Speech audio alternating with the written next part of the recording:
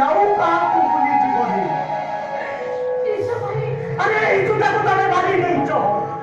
ଦେହର ଭୋଗ ପାଇଁ ତମେ ରାକ୍ଷସୀ ପାଲଟି ଯାଇଛ।